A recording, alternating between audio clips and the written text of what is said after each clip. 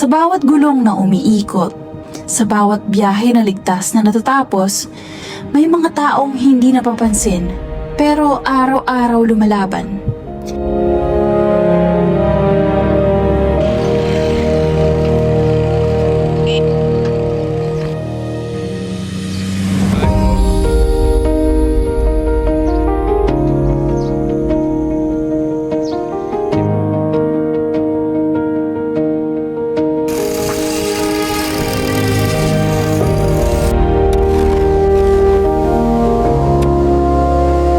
Hindi sila pulis, hindi sila sundalo, hindi rin sila sikat na opisyal sa gobyerno. Pero sa araw-araw, sila ang nagbabantay sa kaligtasan ng daan.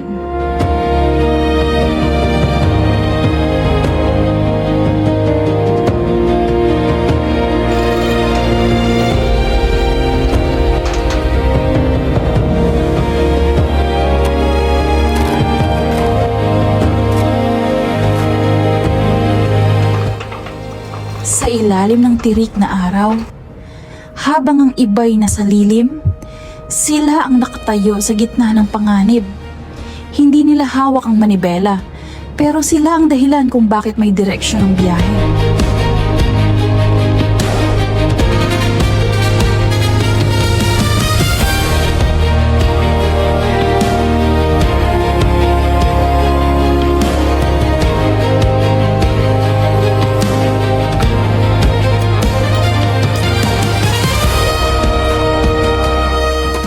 Yung maliit na bitak na hindi mo pinapansin, kapag pinabayaan, magiging malaking sakuna. Kaya habang tulog ang iba, habang ang iba'y nagmamadali, may mga kamay na tahimik na gumagawa.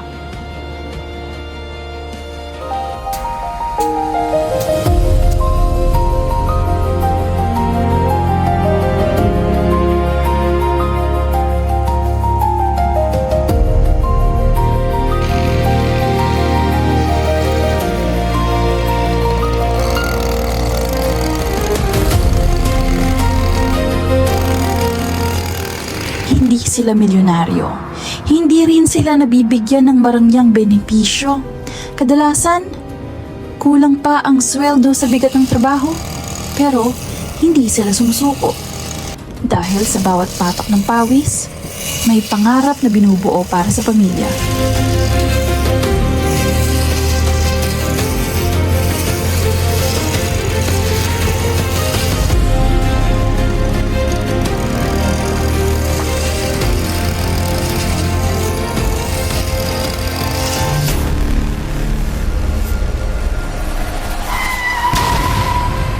Isang maling hakbang, isang mabilis na sasakyan, isang driver na hindi maingat.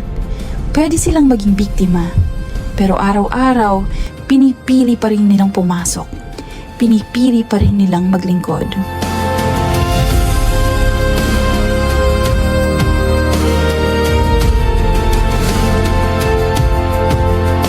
Kapag maayos ang kalsada, walang nagrereklamo.